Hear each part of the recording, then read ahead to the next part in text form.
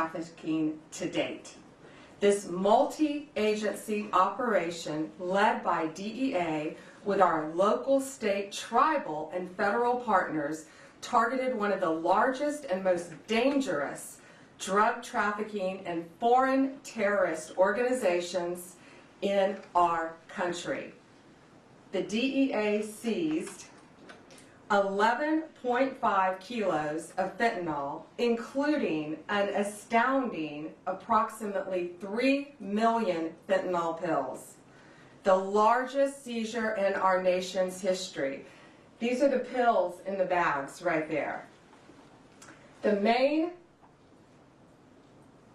bottom right, the head of this organization, Sinaloa organization, here in the country illegally, 6 of these guys and women here in the country illegally. His name is Alberto Salazar Amaya. He is the leader, and he was living in Salem, Oregon. With him, they got millions of dollars, cash, cars, but the drugs were in Albuquerque, Phoenix, and Utah. That's how insulated these drug dealer cartel leaders make themselves. This was an incredible operation, and that's why I wanted all of you here behind me. It took months and months of work, investigation, leading up to smaller buys, smaller cases, to get this massive amount of drugs and guns off our streets. $5 million approximately in cash, 35 kilos of methamphetamine, 35 kilos of meth.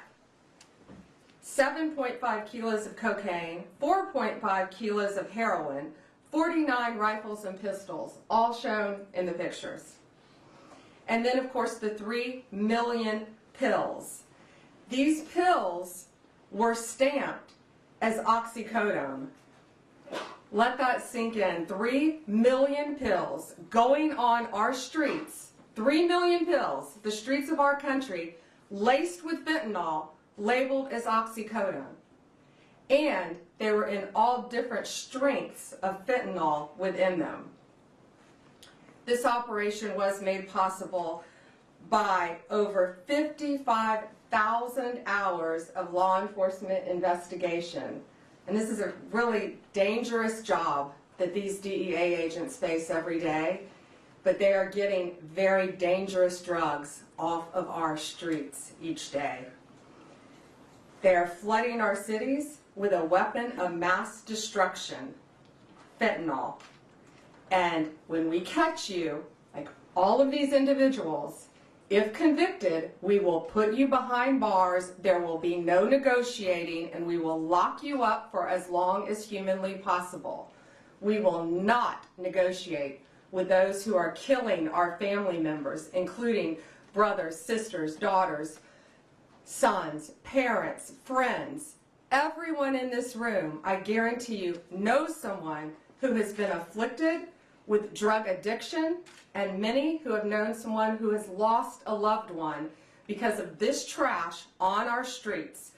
The precursors are made in China.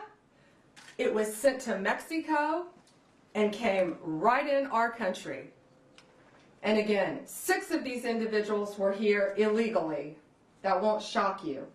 And we're running a massive, massive drug operation. This kind of success doesn't happen without extraordinary leadership. And I want to personally thank my friend, DEA Principal Deputy Administrator Rob Murphy, DEA El Paso Division Chief Agent in Charge Omar Ariello. I'm killing your name, Omar. Omar, okay. And U.S. Attorney, where's Ryan? Ryan Ellison. I also want to thank again the brave men and women of law enforcement. Last week I joined them at a DEA laboratory, and we went there, and it was truly remarkable what we saw, how quickly these cartels can manufacture and make fentanyl powder and put it into these pills. But people need to know, parents need to know, kids need to know, this fentanyl, this bus, these 3 million pills were oxycodone. They put this in Xanax, they put this in Adderall, they put this in Molly, the date drug or the party drug, something called Molly. They put it in cocaine and they put it in marijuana. And it is to get you so highly addicted that you can't get off it. 75,000 Americans are dying each year because of fentanyl. 75,000. And that's why this is so important today. You've got to spread the word. If you know anyone who is taking any recreational drugs, they need to be extremely careful because there is a very high likelihood it could be laced with fentanyl. And that's one of the reasons 75,000 Americans are losing their lives each day. It is the #1 cause of death for individuals between 18 and 34 in our country. More seizures are coming, more arrests are coming. I guarantee you that. And these dealers, these sellers, these street-level sellers better look out because we will not be negotiating with you. We will bring you to justice, and we will not stop until this poison is off of our streets in our country. It is my honor to introduce my friend with DEA, Rob Murphy. Thank you again. Thank you, Attorney General Bondi. Good afternoon.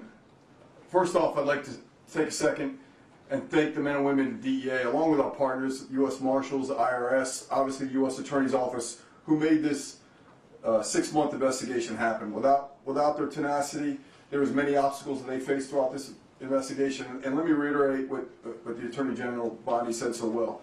This was a major drug trafficking organization led by Alberto Salazar Amaya, operating in the United States with no regard at all for the disruption to families, addiction, and ultimately death that was probably caused for the distribution. That nearly $5 million in cash represents poison that was distributed throughout at least 6 states that we were able to identify in this country, and who knows where it went when it was sold to that first level.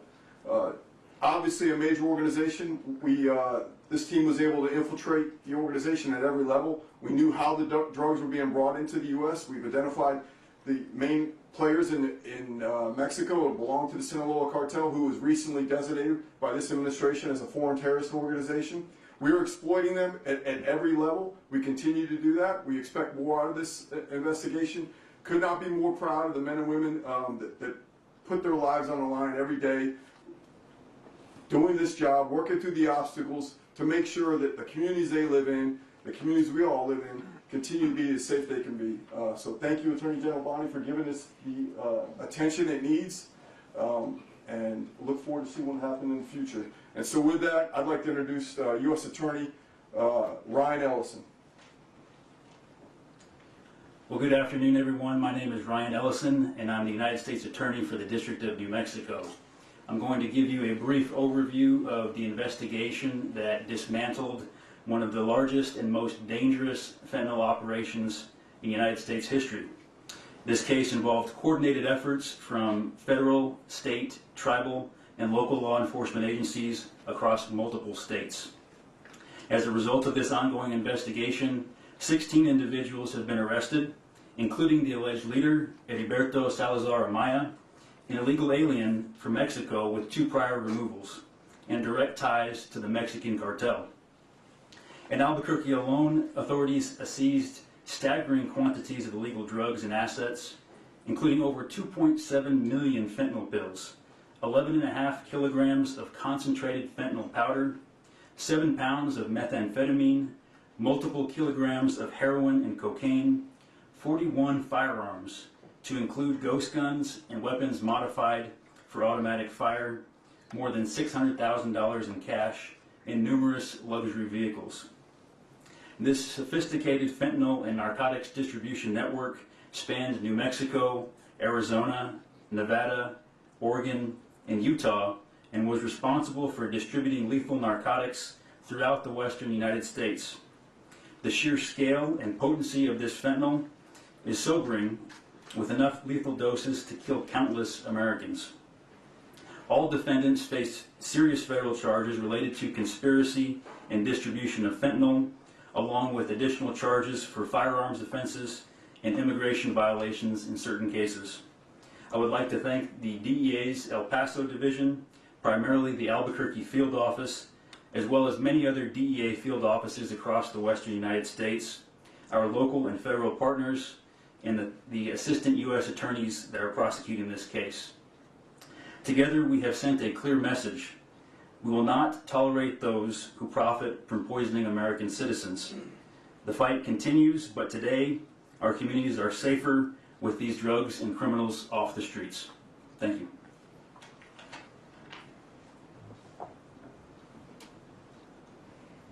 I just want to add one thing.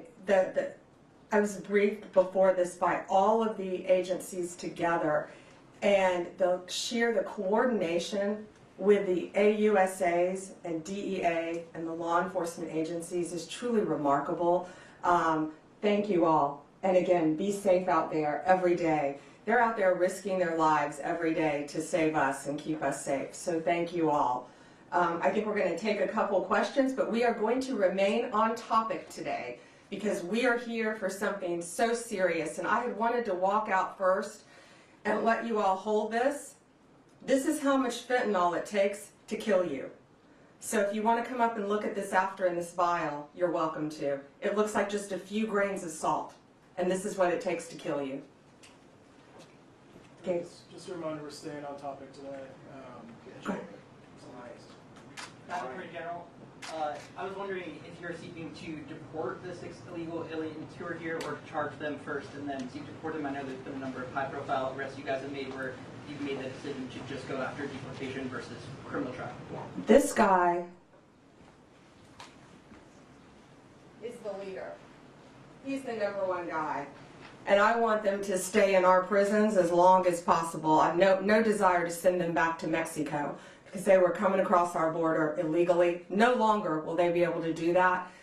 But the amount of drugs, the amount of money, the amount of weapons, most of these individuals, if convicted, will remain in American prisons. Perhaps Alcatraz. Mary Margaret, Daily Wire. Thank you, Attorney General Bodney. Can you give us more information on some of these individuals up there, and can you also share whether you've had any success in getting the Mexican government to help you extradite any of these cartel members? We will be hopefully working with them on one soon. But yes, Mexico has been cooperating in the past. I think we extradited 29 here to our country to face charges. Some of the top cartel members in our nation's history, some of the worst of the worst. And we brought them here. One, in fact, is at the Kiki Camareno, right? The one, I can't think of his name. He killed Rafael, yeah. He killed Kiki Camareno, a DEA agent in the 80s.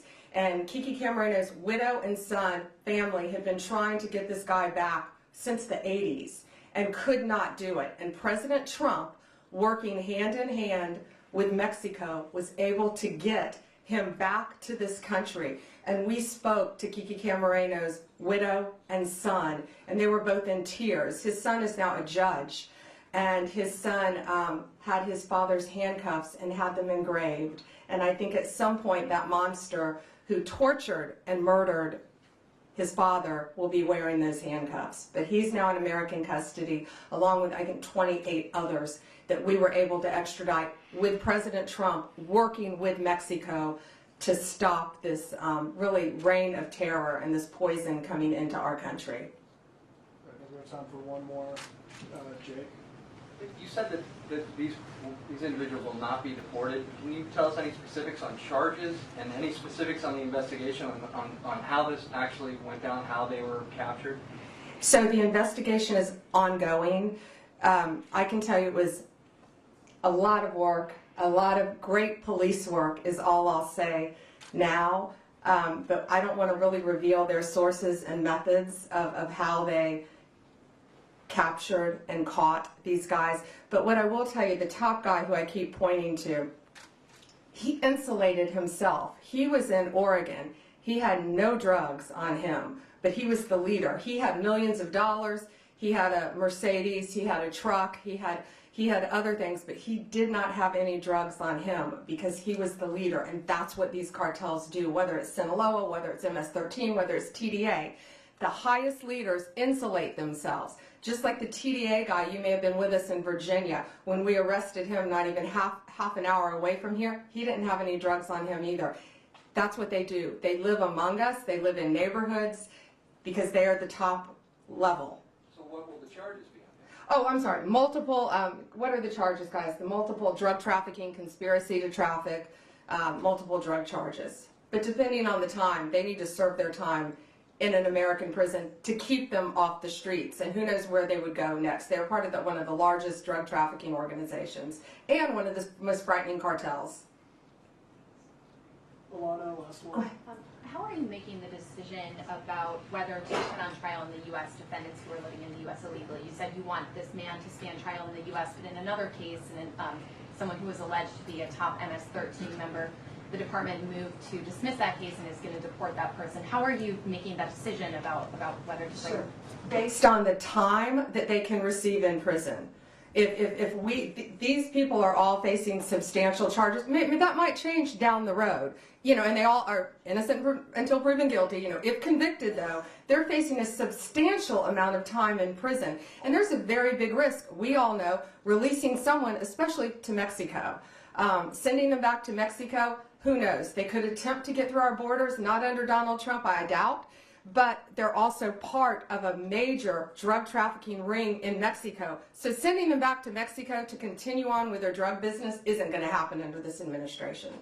Thank you guys so much. Thank you all. And if you want to see this, Alana, you may have seen this before, but if you all want to see this, it really puts it in perspective how deadly this stuff is. And that's what I wanted you all to see. Thank you all.